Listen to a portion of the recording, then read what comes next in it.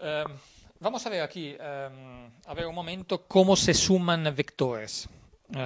Ok, el concepto de vector es un concepto que tendría que ser bastante adquirido, bastante conocido desde la escuela. Los vectores se utilizan para representar todas esas grandezas que tienen una intensidad, pero tienen también una dirección. Ejemplo, velocidad. Yo para definir una velocidad tengo que decir a cuántos kilómetros por hora o cuántos nudos, pero tengo también que decir en qué dirección para definir la velocidad. Lo mismo la fuerza. La fuerza tiene una intensidad y también tiene una dirección.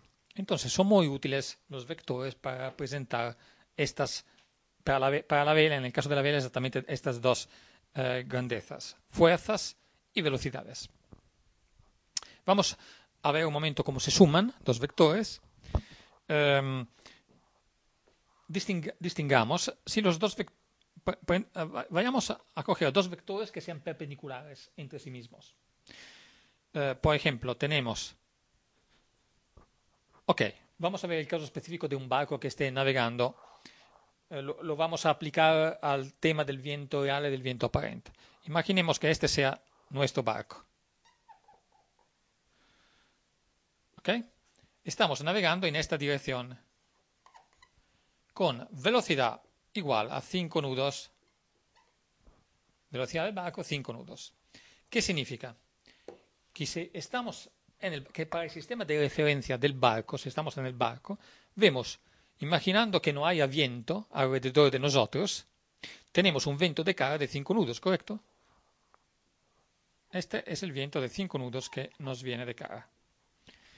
Ahora, imaginemos de tener un viento al través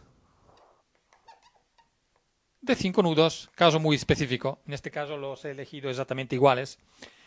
Se viene por aquí, este es el viento que recibimos por el través. ¿Cómo se suman estos dos vectores? Muy sencillo. Se traza la, la paralela a un vector, la paralela al otro vector, ¿vale? Y luego se traza la diagonal. Esta es la construcción geométrica, digamos. Esta diagonal, ¿qué valor tiene? Bueno, en este caso específico es un cuadrado. Y entonces el valor de esta diagonal será simplemente, si esto es 5 nudos, este es 5 nudos, este vector, la diagonal será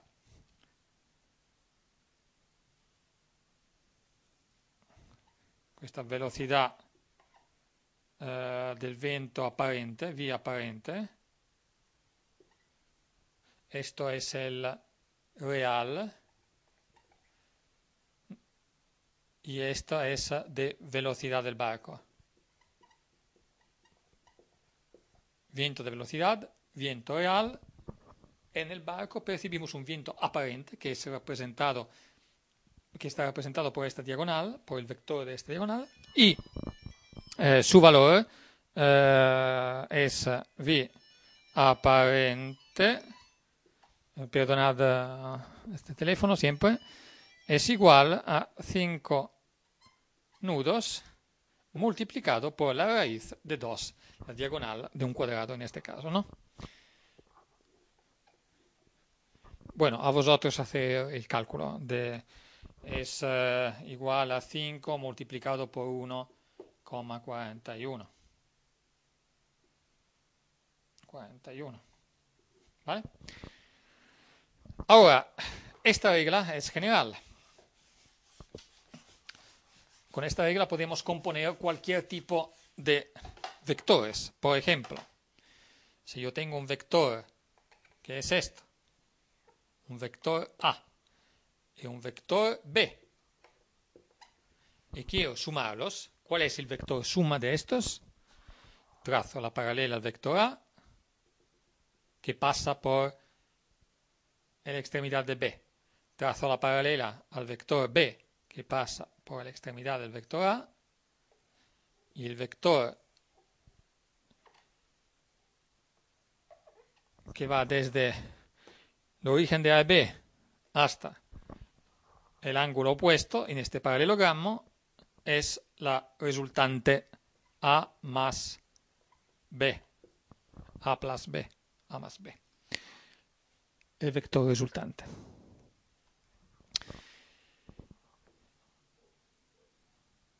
En el caso que los dos vectores A y B, ¿ok? Esta es la regla general, geométrica, dibujando, luego se puede calcular analíticamente, pero no quiero entrar en las fórmulas analíticas, eso es trigonometría.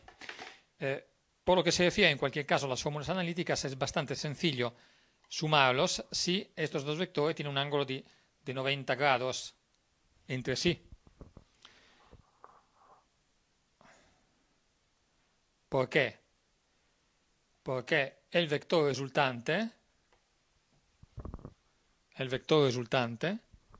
es simplemente el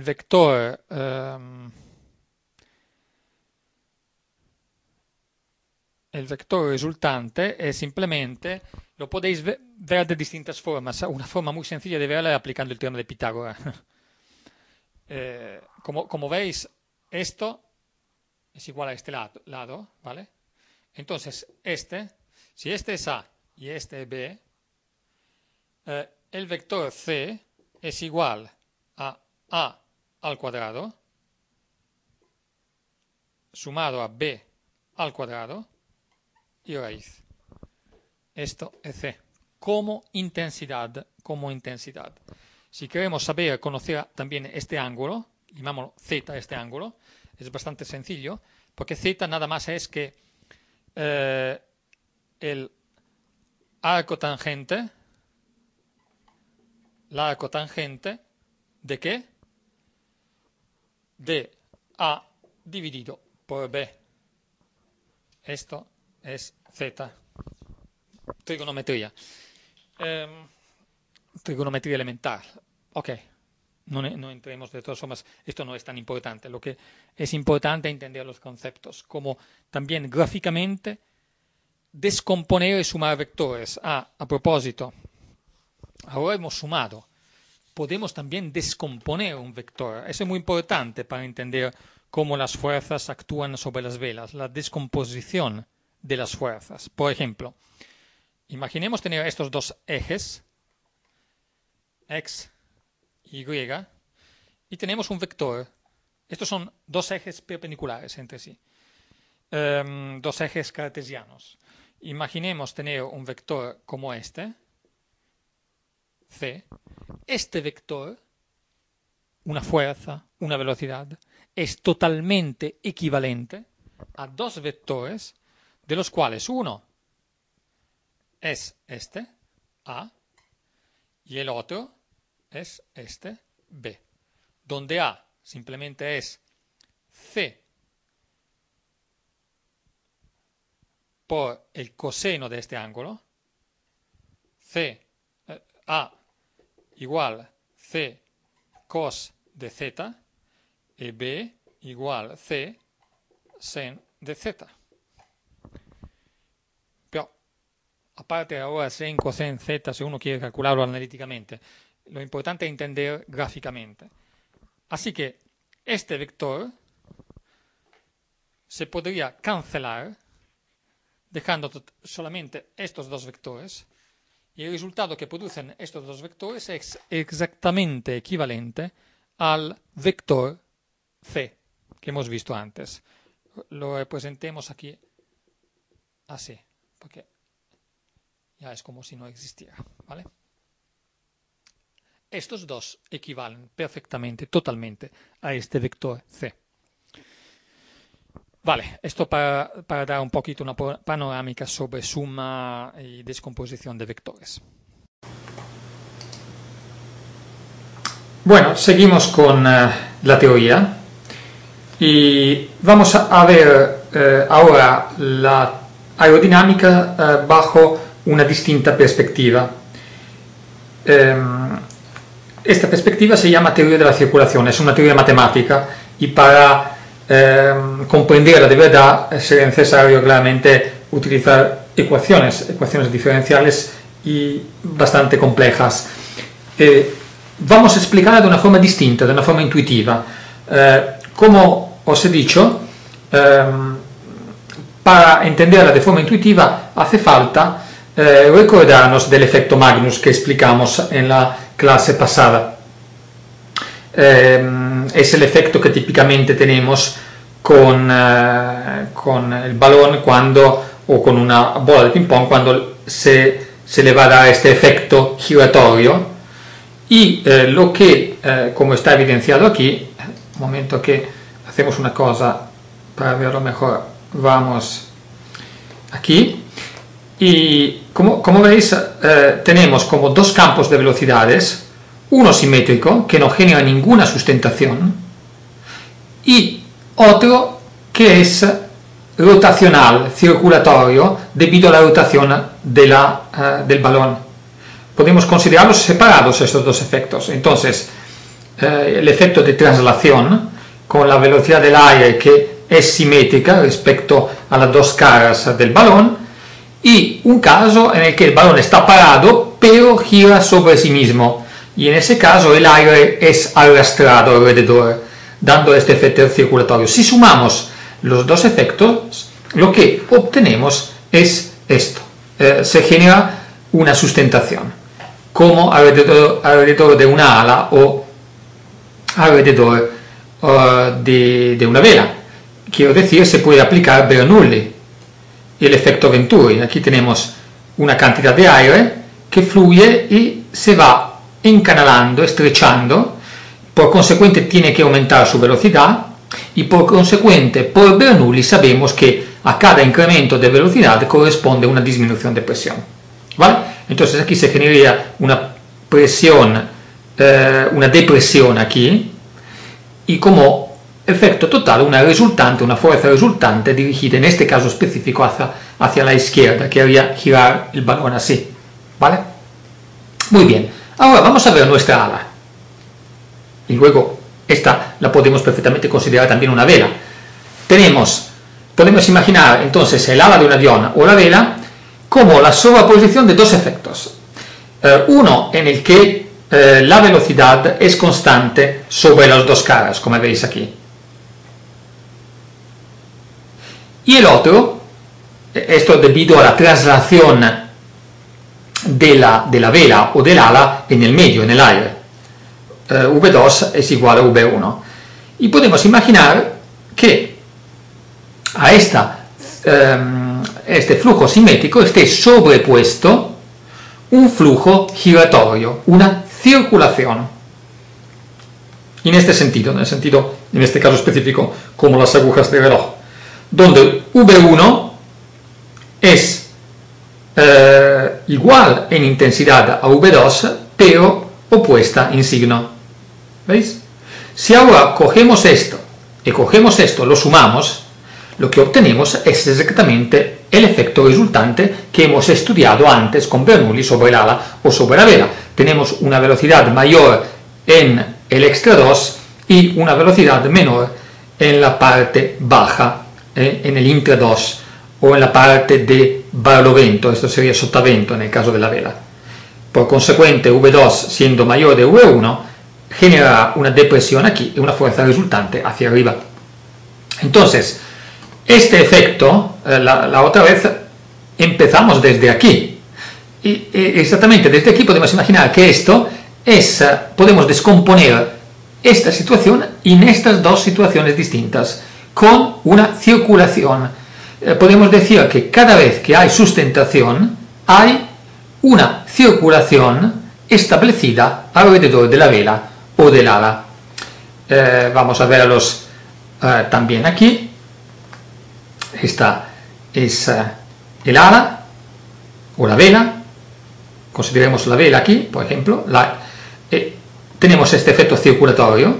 Si lo sumamos a un efecto simétrico del flujo de aire alrededor de la cara de barlovento y de la cara de sotavento, el efecto final es este. Este es exactamente el flujo que se genera alrededor del ala o de la vela. Si vamos en la galería del viento, lo que vemos claramente no es esto ni esto, vemos esto. que es el efecto resultante. Vemos una velocidad V2 en la cara de sotavento mayor y por conseguente una disminución de presión que hace que haya, como se ve aquí, un empuje hacia arriba perpendicular a la dirección del viento, que es esto. ¿Vale? Lo que dice la teoría de la circulación, digamos, es que este efecto en realidad se puede descomponer en un efecto simétrico, en un flujo simétrico del aire y en una circulación alrededor del ala. De hecho, la sustentación se origina exactamente a empezar de esta circulación. Cuando se establezca de forma estacionaria esta circulación, ahí tenemos la sustentación. Perfecto. ¿Cómo se establece esta circulación? En la ala de un avión, así como en una vela de un barco, al principio, efectivamente, cuando empezamos a arrancar el barco, a arrancar el avión, el flujo es simétrico en las dos caras. No hay esa diferencia de velocidad. Pero lo que empieza a suceder es que se crea un punto, aquí es un poquito más, digamos, difícil de explicar, pero se crea, conforme vayamos aumentando la incidencia, para aumentar la sustentación, se crea un punto aquí, donde las partículas se juntan. Lo que en realidad se verifica es que hay como, al principio, como dos circulaciones, una en sentido, desde esta perspectiva, en el sentido de las agujas de reloj, y la otra contrario. El resultado total cero, la circulación es todavía cero. Pero este flujo que tenemos aquí, en el punto de terminación del ala, después de un rato, conforme aumentemos la velocidad del avión o del barco, se descuelga, ¿lo veis? Se separa. Este vórtice se va separando, se desprende, y se queda solamente este vórtice circulatorio, este flujo circulatorio, estableciéndose así la circulación alrededor del ala. Notad cómo al principio, si nos fuésemos a mirar los catavientos en la fase inicial, serían sotaviento y flamearían en esta fase inicial. Es muy turbulenta esta fase inicial. Pero en cuanto la sustentación y la circulación se haya establecido, las velocidades del aire en la cara de barlovento aquí y en la cara de sotavento se igualan en la salida de la vela, son laminares, son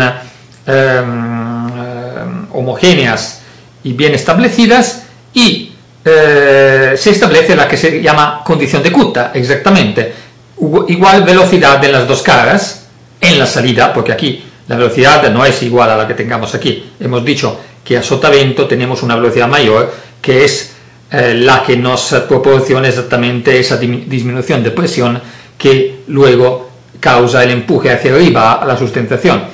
Entonces, cuando tengamos sustentación, cuando tengamos circulación establecida, se dice que está establecida también la condición de Kutta. Kutta era un físico alemán que estudió estos temas de aerodinámica. Cuando se dice la condición de Kutta está establecida, significa simplemente, en realidad, decir que los catavientos están bien, si tenemos los catavientos a la salida de la mayor, que el aire está fluyendo bien a la salida y que la vela tiene sustentación optimal. Aquí un poquito más de detalles sobre exactamente la condición de Kutta, como veis. Aquí, por ejemplo, hemos cazado, como principiantes, hemos cazado demasiado la vela, y eso es lo que pasa cuando la cacemos también demasiado, que se crea un desprendimiento, un derrame aquí, la vela ya no proporciona todo el empuje optimal, la condición de Kutta no está respetada, no está establecida, los catavientos se van a sotavento, ¿vale? Como aquí. Y además este desprendimiento luego puede propagarse hasta llegar prácticamente próximo al grátil. Tenemos una vela muy cazada, creemos de estar proporcionando un gran empuje, en realidad la vela no está funcionando para nada. Y vemos nuestros competidores que pasan por delante de nosotros. Aprovecho otra vez para comentaros lo que os comenté ya varias veces. Los principiantes cazan demasiado las velas. Cada vez preguntéis, no, por casualidad, no es que esté cazando demasiado la vela, porque eso es lo que hacen todos, cazar demasiado. Las velas tienen que respirar, tenéis que lascarlas hasta que empiecen a flamear y luego cazarlas justo lo necesario para que ese flameo desaparezca. Aquí tenemos este teléfono que fastidia, claramente, en el momento más inoportuno, perdonad, me entraría ganas de descolgarlo, a ver si lo conseguimos. No lo conseguimos, tengáis paciencia, acabará por sí mismo. Por lo que se refiere a la parte de arriba, ahí sí que tenemos la condición de Kutta bien establecida, como veis, y los catavientos, en ese caso, se extienden bien hacia atrás, flameando hacia atrás, bien extendidos.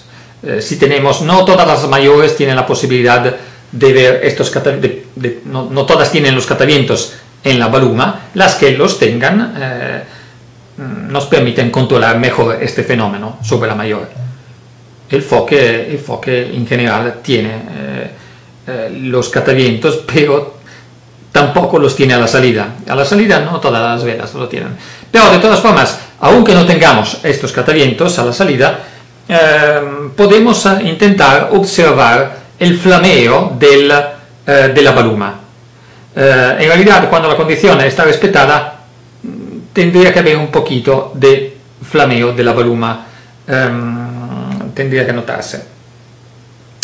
Bueno, de todas formas, repito, si queréis respetar la condición de Kutta, como regla, lascar hasta que haya el flameo del grátil, luego cazarlo justo necesario para que ese flameo en la mayor parte desaparezca. Pérdida, esto es lo que comentábamos, cazar demasiado. Volvemos a insistir sobre este tema. Es un tema crítico, se tiene que comprenderlo muy bien. Entonces, este es el ángulo de incidencia. ¿Qué es el ángulo de incidencia? El ángulo que forma la dirección del viento, que es esta línea horizontal que veis aquí, con la prolongación de la cuerda de la vela. La cuerda y ese segmento que pasa, o esa recta, digamos, que pasa por el grátil y por la baluma, esta. Este ángulo se llama ángulo de incidencia. Conforme aumente este ángulo de incidencia, la sustentación aumenta también, hasta un límite. Pasado ese límite, la condición de Kutta ya no se respeta, ya empieza a crearse turbulencia en el extra 2 de la vela, en la cara de sotavento se crea esta turbulencia, que además se va propagando hasta llegar al final muy próxima al grátil. Donde hay esta turbulencia ya no hay esa situación de flujo laminar y de baja presión necesario para generar la sustentación.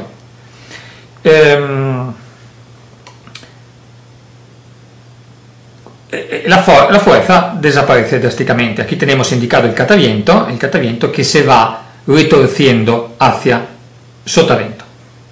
¿Ok? Esta es la entrada en pérdida. Tenemos que decir que cazar demasiado las velas, no tiene solo como efecto posible la entrada en pérdida. Tenéis que tener en cuenta también que cazar la vela significa dirigir la fuerza total sobre la vela en una dirección más desfavorable para el empuje. ¿Os recordáis que la resultante de la fuerza total de empuje, digamos, es vertical con respecto a la cuerda? Ahora, si cazamos la vela, sí, a lo mejor al principio aumentamos un poquito esta fuerza, pero también la estamos dirigiendo más hacia un lado de la embarcación, no hacia la dirección de la proa, hacia la dirección del través, aumentando la escora y disminuyendo la fuerza útil. Entonces, otra vez, mucho cuidado con el cazado de las velas. Aquí vamos a retomar el concepto de ángulo de incidencia con un dibujito un poquito más bonito quizás. Esta es la cuerda, repetimos, que conecta el grátil con la baluma. Esta es la dirección del viento. El ángulo A se llama ángulo de incidencia o también ángulo de ataque. Quizás ángulo de ataque es una terminología más utilizada en aviación. Muy bien. Ok, vamos a ver nuevamente lo mismo desde otra perspectiva, poniéndolo en evidencia bien lo que pasa en dos fases siguientes. Fase 1, ángulo de incidencia, flujo, lo veis, laminar. Esta es la cuerda, esta es la dirección del viento, incidencia que puede ser considerada buena aquí. Pero luego, ¿veis? Cazamos, el ángulo de incidencia aumenta y aquí el aire se desprende. Este flujo ya se separa a este punto. Aquí tenemos todavía un poco de baja presión, pero en el punto de separación ya el aire aquí estanca y a la presión atmosférica. Ya perdimos esa región de baja presión que comentábamos antes, con una gran turbulencia que al final podemos también notar un poquito sobre la vela. Y situación muy mala, muy mala. Vamos a verlo aquí.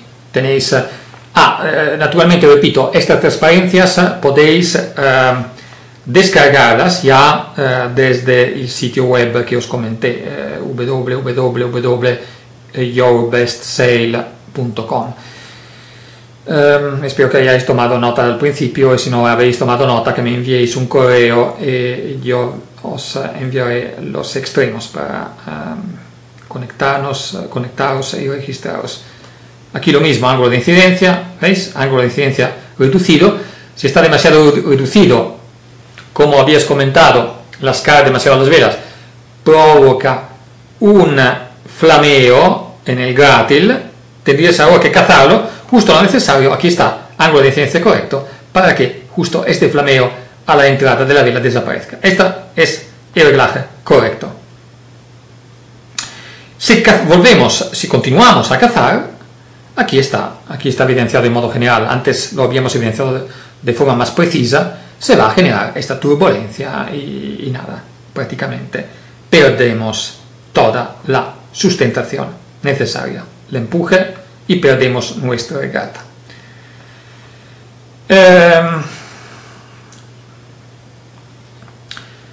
Un excesivo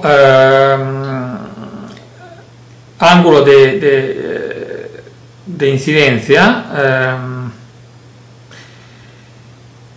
puede provocar esta burbuja de aire también a la entrada del grátil, una burbuja de aire muerto. Luego el flujo vuelve a adherirse a la superficie de la vela, pero en esta zona podemos tener esta burbuja de ángulo muerto. Puede ser debido a un ángulo de incidencia excesivo, pero también a un ángulo de ataque fino, demasiado fino. Quiero decir, una vela demasiado abierta, y lo que había comentado prácticamente. Si las cae demasiado a un determinado punto, aparece esa burbuja de aire y puede aparecer ese flameo en el grátil. En realidad, esta burbuja de aire puede también existir sin flameo, si el ángulo de ataque es demasiado fino. De todas formas, mejor tener esta burbuja y un ángulo de ataque demasiado fino que una vela demasiado cazada. Siempre es mejor así, ¿vale? Ok, aquí tenemos un gráfico. Esto quizás es un poquito demasiado teórico, pero bueno, ya lo habíamos visto. Aquí se representa, lo que más me interesa es este dibujo aquí, donde se representa el coeficiente de sustentación y el coeficiente de resistencia de la vela. Os recordaréis las dos fuerzas: la fuerza de sustentación, que es perpendicular al flujo de aire, y la resistencia, que es paralela al flujo de aire. Estas dos fuerzas están expresadas así, ya lo habíamos comentado. la fuerza de sustentación es esta, lineal con la superficie, depende del cuadrado de la velocidad, de la densidad del aire, ρ, y de un coeficiente, este coeficiente que es el coeficiente de sustentación. La resistencia igual, y depende de un coeficiente que es un coeficiente de resistencia. Ahora, si representamos una polar del coeficiente de sustentación y del coeficiente de resistencia, y la dibujamos, esta polar, por distintos ángulos, son puntos. Dibujamos qué coeficiente de sustentación y coeficiente de resistencia hay para una determinada ala. Esto está dibujado para una específica ala o una específica vela, ¿vale? Cambia para otra vela o para otra ala. Para 10 grados, luego lo dibujamos para 15, para 20, el punto para 26, interpolamos con una curva, obtenemos una curva parecida a este. Si trazamos la tangente desde el origen a esta curva, lo que obtenemos es el ángulo en el cual la relación entre sustentación y resistencia es óptimo. Es el ángulo de eficiencia máxima, sería el ángulo óptimo, por ejemplo, para la ceñida, porque en la ceñida lo que tenemos que privilegiar es la sustentación. Ya sabemos que si navegamos en popa, estamos navegando con la resistencia, no con la sustentación. Entonces, estas curvas que tenemos aquí y este ángulo de eficiencia máxima se refieren a una navegación fina, en ceñida estrecha, ¿vale? Bien, esta de todas formas es más una curiosidad matemática, digamos así. Pero nos dice, por ejemplo, esto, que un ángulo de incidencia típico es alrededor de 10 grados, muy pequeño. La vela está bastante abierta con respecto a la dirección del viento. Ahora vamos a ver algunas polares, de estas polares, para algunos perfiles, para algún perfil de vela. Veis aquí espero que hayáis tomado nota anteriormente de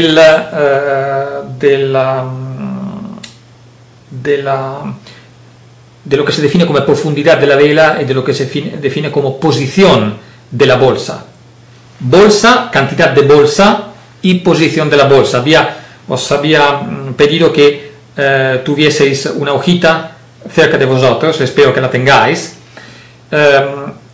Aquí vamos a ver distintas, como veis, posiciones de la bolsa. Aquí la tenemos al 50%, un medio. Aquí la tenemos a menos del 50%, está muy adelantada. Tenemos una entrada que se llama redonda. Y aquí está un poco retrasada, más hacia atrás la posición de la bolsa. Curva roja, curva verde, curva blu. Ahora, vamos a ver cómo se distinguen estas curvas. Esta curva blu se refiere a una bolsa centrada al 50%. Si vamos retrasando la bolsa hacia popa, esta es la curva. Y como vemos, tenemos la posibilidad de tener una sustentación mucho mayor a costa de una mayor resistencia, pero tenemos una mayor resistencia. Esta no es una configuración que va muy bien para la ceñida, pero sí iría bien esta para un través o también un largo, uno de los primeros largos, esta configuración. Al través, entonces, será un largo, puede ser conveniente tener la bolsa, la posición de la bolsa, no solamente centrada, sino también un poquito retrasada hacia atrás.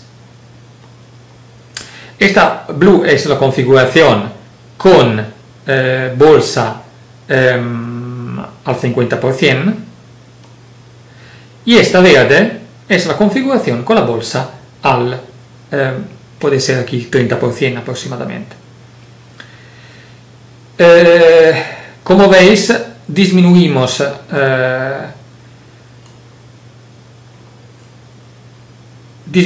respecto a los otros dos el coeficiente de sustentación un poquito. La ventaja de esta configuración la habíamos comentado antes, es fundamentalmente una, la ventaja de una configuración con bolsa avanzada. Es la navegación con mar picada, o porque tenemos más tolerancia respecto al derrame. La vela es más tolerante respecto a los desvíos de rumbo. Va muy bien para un timonel no demasiado experto, pero aunque tengamos un timonel muy experto, es la configuración que tendríamos que elegir en caso de olas. Si tenemos mar plana, por el contrario, esta es seguramente al 50% la configuración optimal para navegar en ceñida. Muy bien, vamos poco a poco entrando ahora en las cosas que seguramente os van a interesar más. Concluimos con algunos conceptos teóricos para, ¿cómo decir?, destruir unos mitos, unas cosas que se enseñan en muchas escuelas todavía, muchísimas, y que están completamente equivocadas, estos conceptos. Uno es este. Las partículas de aire, esta es una ala, pero puede ser una vela. Las partículas de aire que recorren la cara de sotavento y la cara de barlovento no llegan al mismo tiempo en la baluma. Había una explicación, y todavía hay, que dice que, visto que tienen que llegar al mismo tiempo en la baluma, las partículas de aire tienen que juntarse nuevamente aquí se separan, y aquí se juntan nuevamente, y visto que este recorrido es más largo, la velocidad es mayor de esta parte. No es más largo, porque si pensáis a una vela es un tejido muy fino, no hay una diferencia significativa de velocidad, de distancia que recorrer entre la cara de sotavento y la cara de barlovento. Es una explicación totalmente equivocada desde ese punto de vista, pero es equivocada también porque lo que pasa es que las partículas que pasan a sotavento llegan mucho antes de las que pasan a barlovento. Las veis, las contraseñamos, aquí la identificamos con rojo y aquí con verde, una serie de partículas. Estas aceleran tanto en la cara de sotavento, es tan eficaz ese efecto del que hablamos, de disminución de presión, Bernoulli, Venturi, tan eficaz la circulación, que estas partículas aceleran tanto que llegan aquí antes que estas. Ahora, en alguna clase había algún estudiante que me preguntó, bueno, pero no dijiste que la velocidad, cuando Q está respetado, la velocidad a la salida de este lado, del lado de barlovento y del lado de sotavento son iguales. Sí, claro, son iguales. Y esto no está en contradicción con el hecho que sean iguales. Estas han llegado antes, pero las partículas que están detrás aquí, vamos a medir la velocidad de estas y de estas que salen de aquí, son iguales. Pero las partículas que habían entrado juntas a la entrada de la vela, las rojas y las verdes, se ven ahora separadas permanentemente. Un avión que pasa, o una vela de un barco que pasa, lo que hace es desplazar permanentemente el aire. Permanentemente las partículas se verán desplazadas. Las de sotavento se habrán ido más hacia popa definitivamente respecto a estas verdes que han pasado por barlovento. Aquí la condición de Q está respetada, ¿no? Que comentábamos. Esta es otra cosa que se enseña todavía muchísimo. Y es totalmente equivocado esto. El famoso efecto Venturi entre las dos velas. Se ha comprobado claramente, pero ya desde hace muchos años, con experimentaciones en la galería del viento, que el aire no acelera aquí. Aquí no hay ningún efecto Venturi. Por el contrario, se forma como un tapón en esta zona. ¿Por qué? Porque el aire es un fluido viscoso, se adhiere aquí a las paredes, se ensancha como una zona de aire que hace resistencia a la entrada de otra aire, y es como si se creara de verdad un tapón. Podéis experimentarlo eso, navegando con Foce o Génova y Mayor, que vayáis por favor un día, cuando naveguéis, aquí en medio. Notaréis seguramente que el aire es menos fuerte, el viento disminuye. Exactamente porque no acelera para nada el aire aquí, no hay ningún efecto Venturi, y esto es lo que se enseña todavía muchísimo y que es totalmente equivocado. Repito, totalmente equivocado, no hay Venturi. Se utilizaba este mítico efecto Venturi que se pensaba existiera aquí para decir que el Foce o el Génova es importantísimo para la Mayor, porque hace más efectiva la Mayor, porque hace que el aire acelere aquí en este estrechamiento. No es así, aquí la presión no disminuye, primero. Además, imaginad qué pasaría si la presión efectivamente disminuyera aquí.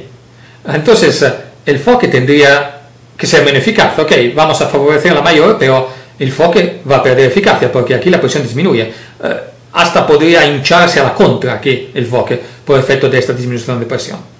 Ok, quitado esto, determinado que ahí no hay Venturi, digamos algo más, que el Foce o el Génova no solo no es favorable, no ayuda a la Mayor, sino por el contrario hasta la desfavorece la Mayor.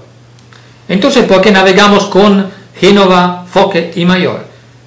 Bueno, en realidad la Mayor sí que está penalizada, al menos en toda esta área, a lo mejor aquí no tanto, os explicaré por qué, pero sí que vamos a mejorar muchísimo el rendimiento del Génova o del Foce, porque lo que va a pasar es que este tapón hace que muchas partículas de aire que sin Mayor se irían por aquí, en realidad se ven desviadas y contribuyen aún más a la aceleración del flujo de aire en la cara de sotavento del Génova, como veis aquí.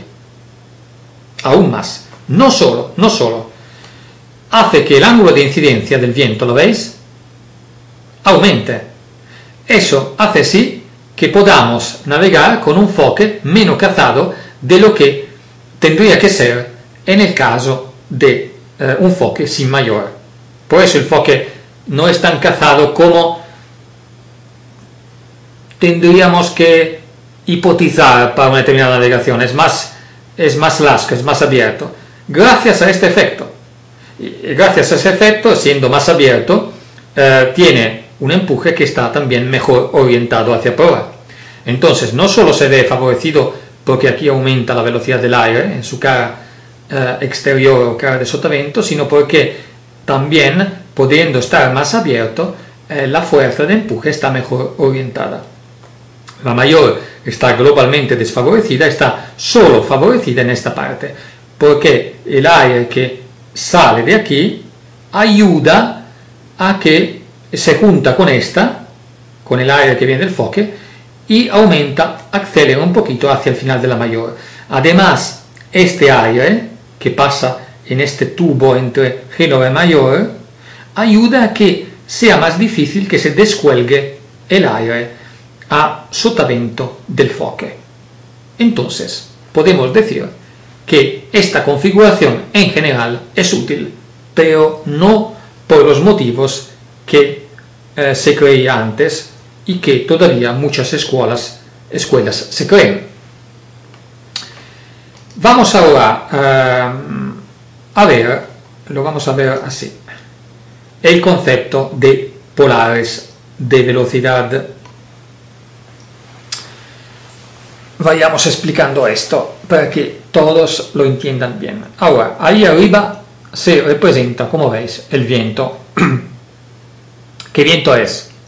¿Viento aparente o viento real? Sé que no hemos comentado todavía completamente la diferencia entre viento aparente y viento real, pero viento aparente es lo que percibimos en el barco, en un barco que se mueve y que recibe el viento por su mismo movimiento, y también el viento por efecto del viento existente ahí fuera. El viento real es el viento que tenemos independiente del movimiento del barco parado. Es el viento meteorológico, digamos, que tengamos en el mar, fuera. Bueno, ¿qué viento es? Aquí las polares de velocidad se representan y se dibujan para el viento real. Repito, están dibujadas para el viento real.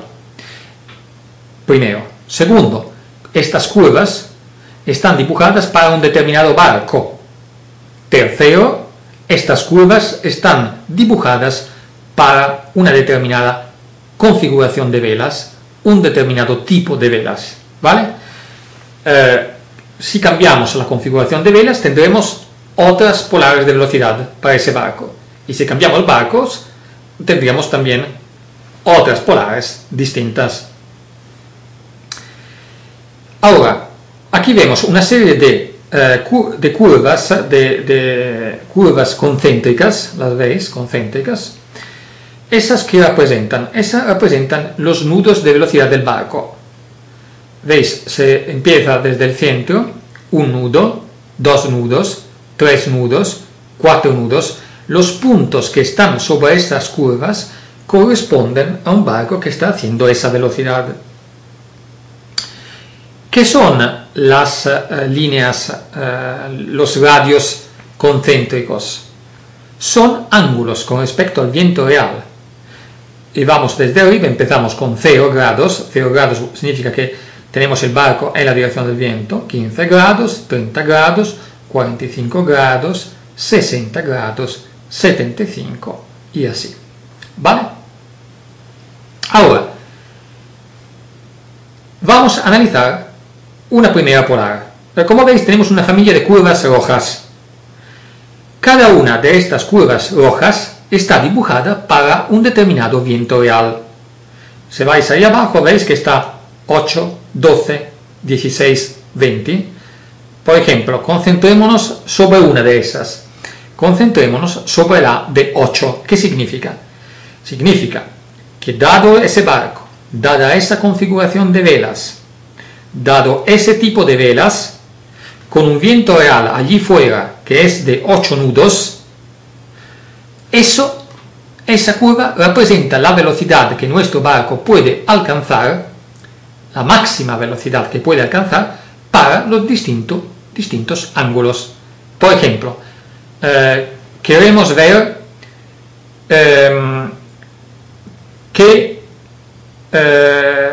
ahora he dibujado esta curva azul, vemos después lo que es exactamente. Pero queremos ver qué velocidad alcanza nuestro barco con 8 nudos de viento a un través, por ejemplo. A un través. Bueno, vamos a la curva. Como veis, para 90 grados, esa curva va muy cerca de la circunferencia que representa 7 nudos de velocidad. ¿Lo veis? Un poquito menos de 7 nudos. Entonces, ese barco puede hacer casi 7 nudos al través.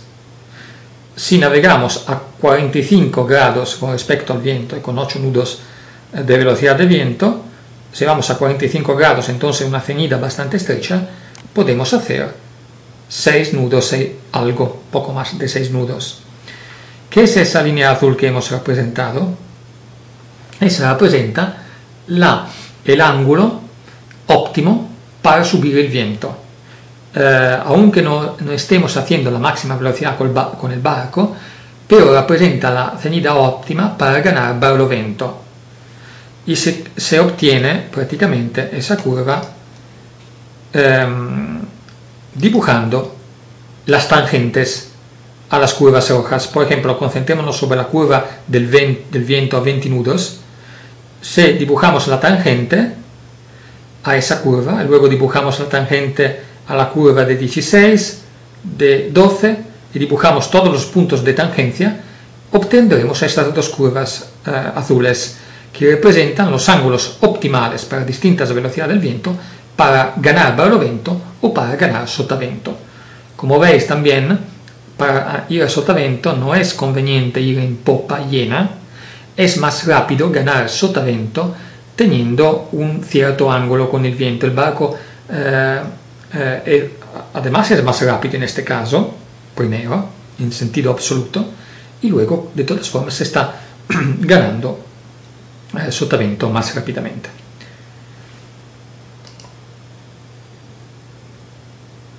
Vale, este punto representa, por ejemplo, para la curva de 20 nudos, ese punto donde termina la flecha verde, ¿vale? Esa es la velocidad que tiene nuestro barco, la velocidad absoluta, que es de 8 nudos y algo, ¿vale? Donde llega la flecha verde. Pero la velocidad con la cual estamos ganando barlovento es la otra, el azul, es la proyección. Eso nos dice cuánto rápidamente nos estemos acercando a un destino que esté en el ángulo muerto del barco. Y en ese caso nos estamos acercando exactamente a la velocidad de 7 nudos, como veis. Esa línea azul representa exactamente el ángulo óptimo para ganar barlovento. Bueno, espero que en general el concepto de polares esté suficientemente claro.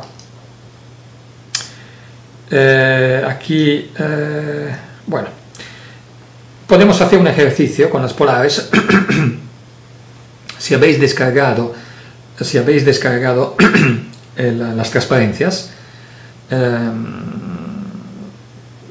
podéis hacer estos ejercicios. Os sugiero, si no habéis descargado las transparencias, que las descarguéis, podéis parar el vídeo un momento, lo paráis, descarguéis y intentéis hacer estos ejercicios de polares. Y luego los comentamos. Si habéis tenido alguna dificultad, la comentamos juntos. Me llamáis en Skype o me enviáis un correo.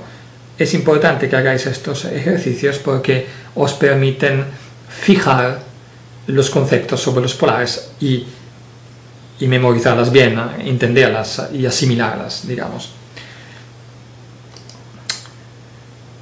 Vale, esta es la parte relativa al equilibrio de los barcos que vamos a ver